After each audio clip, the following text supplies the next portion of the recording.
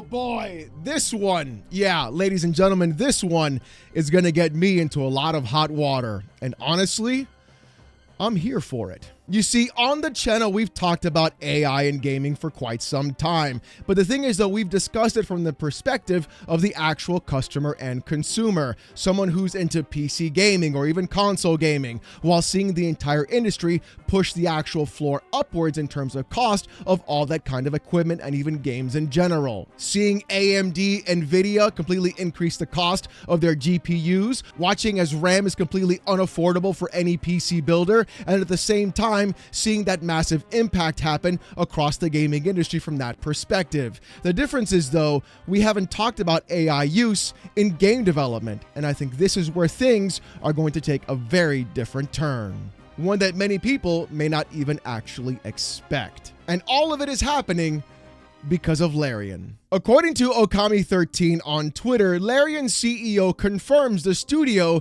is using generative AI to explore ideas, flesh out PowerPoint presentations, develop concept art, and write placeholder text. He says there won't be any AI-generated content in Divinity.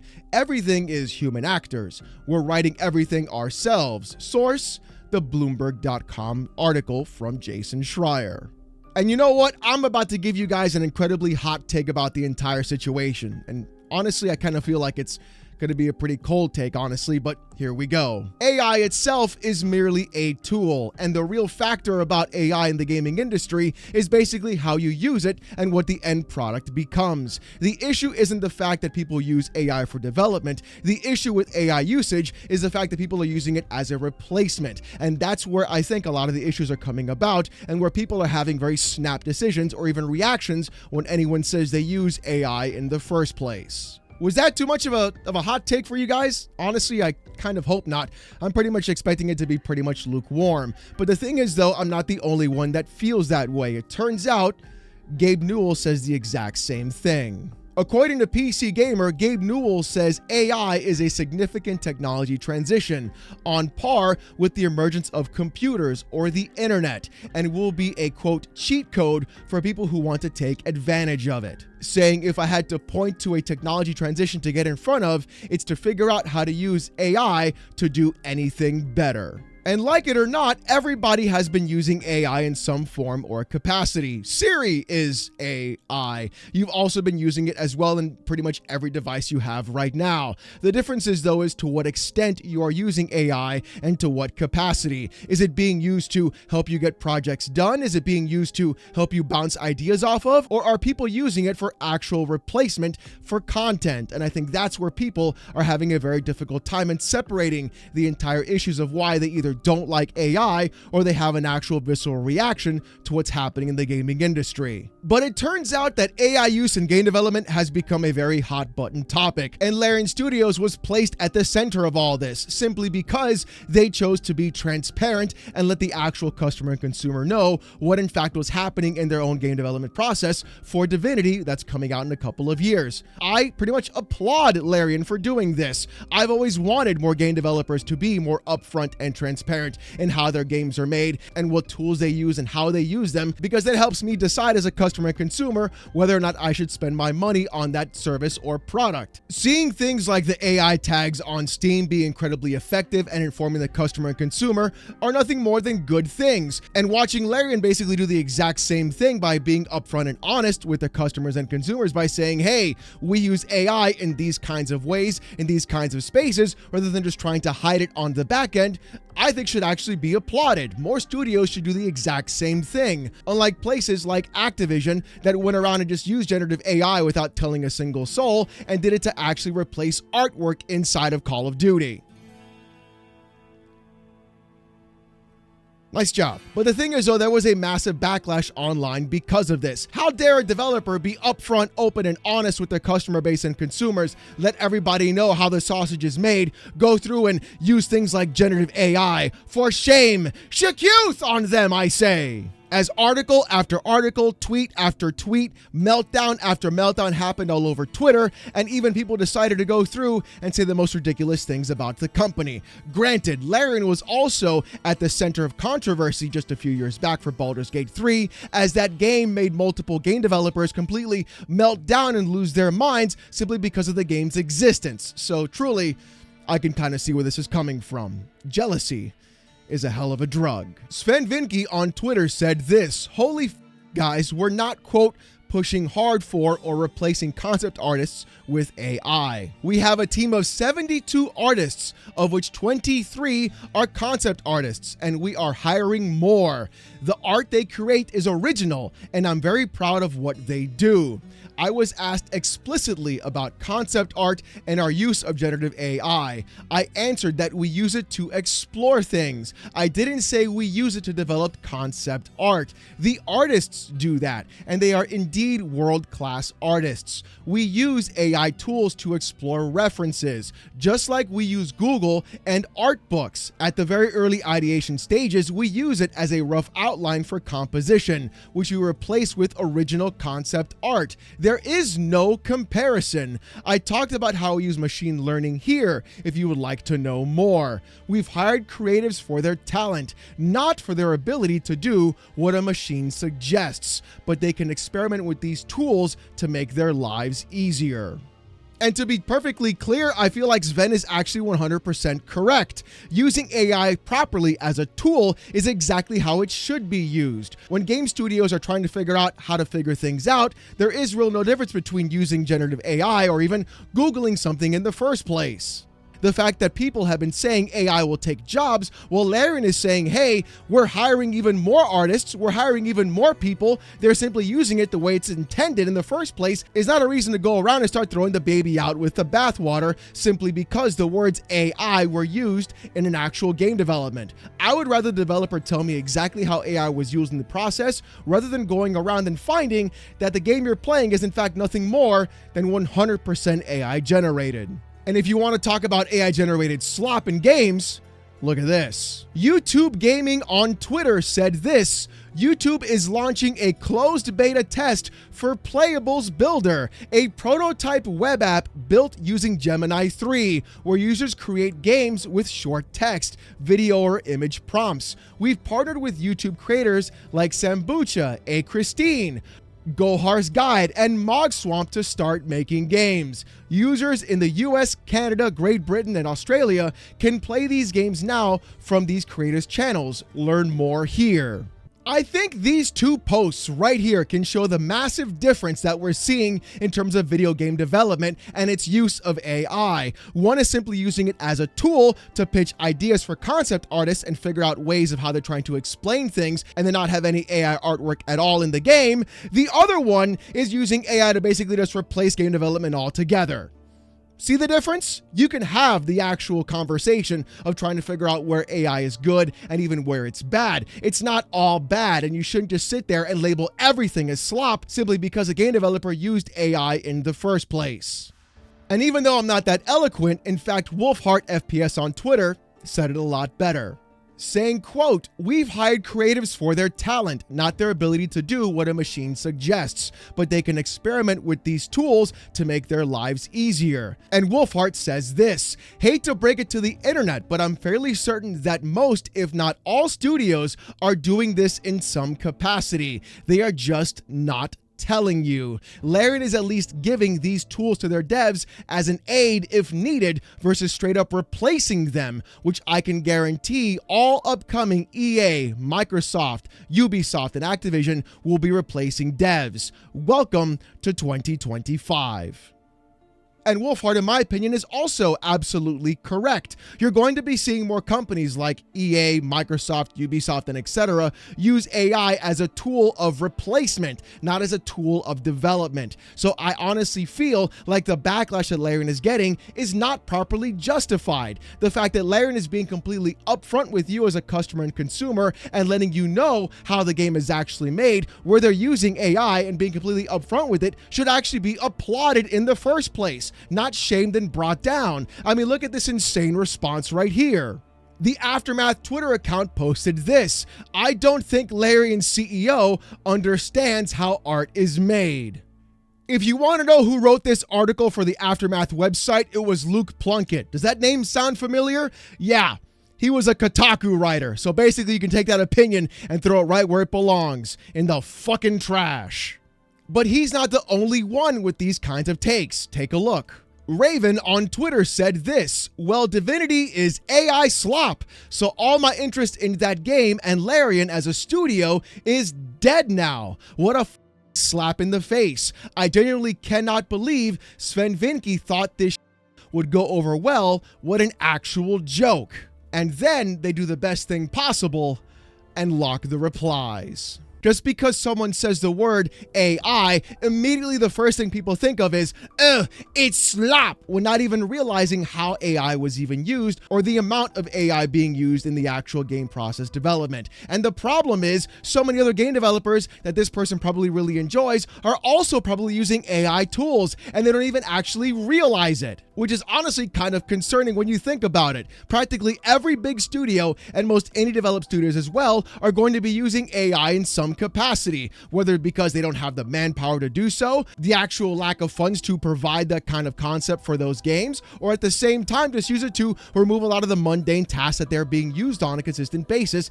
inside of the actual game development process. That's the entire point. It should be a tool, nothing more, nothing less. But the problem is people are having such a massive visceral reaction that they're completely writing off an entire studio that has done nothing but provide proper transparency, proper information, and even done everything right by the customer and consumer since their actual inception, which honestly is insane to me.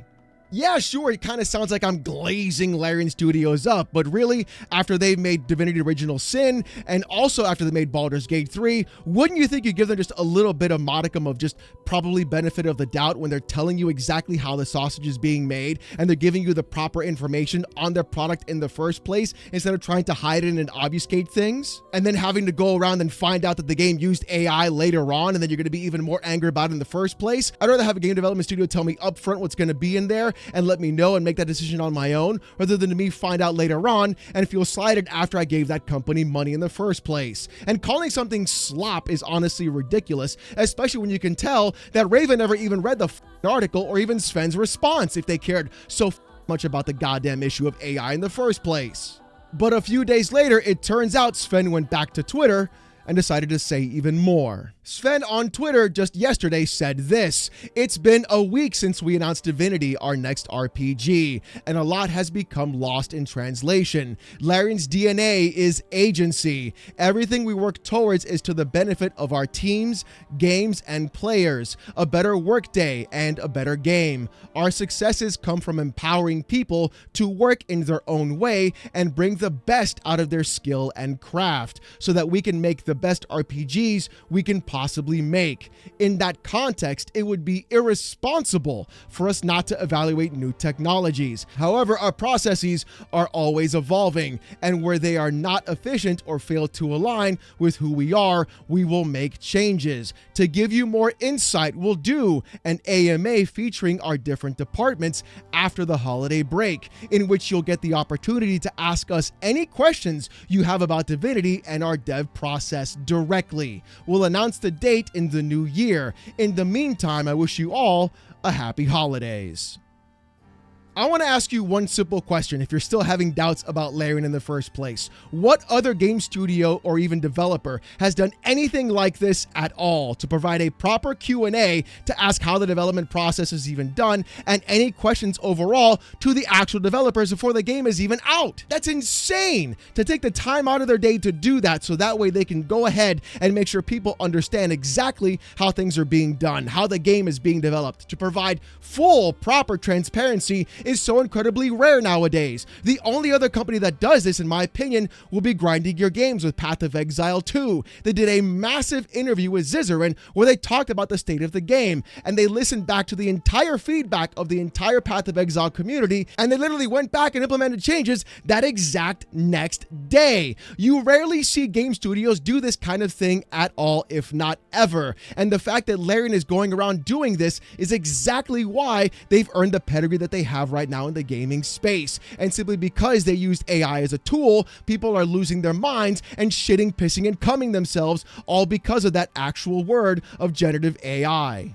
And I want to be clear about this. I'm not defending the use of AI. What I am defending, however, though, is the fact that a game developer like Larian is going around and being incredibly transparent to the customers and consumers and letting them know exactly what's happening in the game. And instead of being celebrated and applauded for it, they're being lambasted online simply because people are too excited to virtue signal and get good boy points on the twitter.com, which is even funnier because Twitter is literally just an AI bot itself. They hate AI, but they sure do love tweeting all fucking day long now, don't they?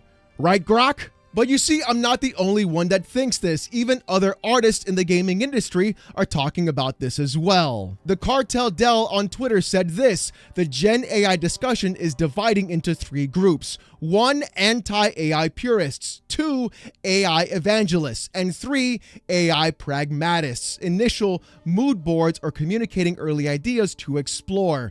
Independents can choose to stay in group 1. Employed artists, especially with financial burdens, can't avoid group 3.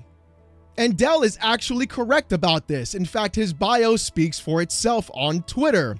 Lead artist at Absurd Ventures, professor of arts at BAFTA Committee, previously at Naughty Dog, at EA, at Warner Brothers, at Sega, at PlayStation. I'm not trying to sit here and do the appeal to authority fallacy. What I'm showing is an artist who's worked in the gaming industry at multiple other places of employment, has also worked with major studios as well, is letting you know that you're going to have to start using AI in some capacity, either by having to communicate with other people who aren't artists as well, or with people who are trying to give you an idea of what they're trying to do. Again, AI is merely just a tool. It all depends how the developers in fact use it and whether or not they're trying to replace rather than actually provide or enhance. And I think people are in fact losing their minds because they can't grasp or separate those concepts. In fact, Dell is not the only developer to go out and defend Larian. It turns out Kingdom Come Deliverance 2 developer said the exact same thing. According to VGC, saying, quote, "It's time to face reality. AI is here to stay." Kingdom Come Deliverance head Daniel Vara says Larian got a, quote, "crazy shitstorm for doing what absolutely everyone else is doing," and that while he's, quote, "no fan of AI-generated art, it's going nowhere."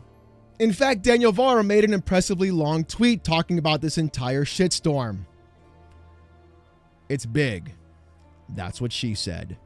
Daniel Vara on Twitter said this AI hysteria is the same as when people were smashing steam engines in the 19th century. Larian said they were doing something that absolutely everyone else is doing and got an insanely crazy shitstorm. I've even seen someone accuse us of using AI in KCD2. I don't know anything about it, except that I used Topaz Labs to upscale some of the AI elements from KCD1 and some of the old low-res textures. I'm not a fan of AI-generated art, but anyway, it's time to face reality. AI is here to stay with us. As frightening as it may be, that's the way it is. Personally, it scares me the most in the music because you can't even recognize AI there anymore. On the other hand, you know what I hate the most about making games? The fact that it takes 7 years and 300 people and tens of millions of dollars to make. And the fact that Tom had to spend 500 hours in the studio recording completely generic heckling and generic bars. If AI can help make an epic game in a year with smaller teams like in the old days, I'm all for it. That game will still have an art director, writers, programmers, graphic designers, but they won't have to do the tiresome and boring tasks. They'll have to focus on the essentials. I've had ideas for games, but I'm 50 years old, and so far it's taken me 7 years on average to make one game. If AI helps me realize these ideas faster, I'm all for it. As for the RPG and the actors, wouldn't it be nice if you could ask anyone anything in an RPG? Like maybe someone from the road directions or what they think of their neighbors? We already have tools. 11 Labs can do it, where you script an NPC, their character, their knowledge and opinions, and then they talk to you about anything for non-story stuff. This is an absolutely revolutionary development from a player's point of view, and you can't record it with an actor because it has infinite variations. But what you can record are cutscenes and story dialogue. You don't need an Oscar-level performance when ordering a sausage in a pub or when asking how to get to the castle. Programmers have a problem. The work of the most of them will probably not be needed very soon. We will have software architects, and AI will do the programming very soon. Resisting this is probably as meaningful as resisting the use of sewing machines in the textile industry, or going back to riding on horses while we could use planes and cars. How many horse breeders lost their jobs thanks to Henry Ford? Who and how will recognize if the game was programmed by a human or AI? And who would want to spend months of work and hundreds of thousands of dollars when the same thing could be done and achieved in minutes for free? The whole AI revolution may mean the demise of humanity. Nobody knows now, but it may also mean that anyone at a fraction of the current cost will be able to implement virtually any grand idea. Making a game will be easy as writing a book. There will be more games. We'll see the return of niche games. Some games will be better, maybe just a few. There will also be lots of trash, but who cares? There is lots of average trash in books or music for years. It will also be an end of most big publishers and Hollywood as we know it. Nobody will need their money and resources anymore. What we saw with the boom of indie scene thanks to Steam, we will see with AAA games thanks to AI. Or Skynet will destroy us before all of that. Either way, there's no stopping it. I used AI to translate this text from my native language. Let the shitstorm begin.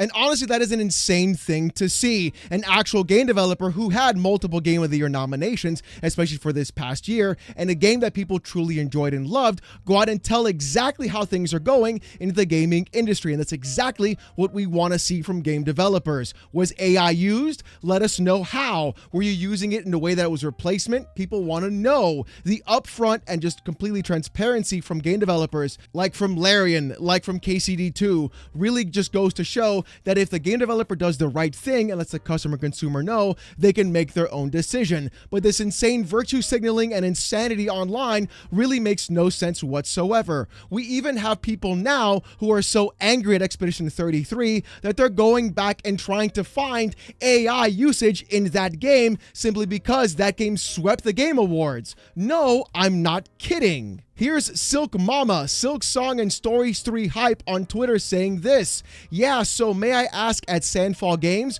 why your Steam page does not include this label? Because I bought the game not even knowing that AI assets were a thing in your game until now. I personally feel quite betrayed by this reveal and honestly just don't know what to do anymore.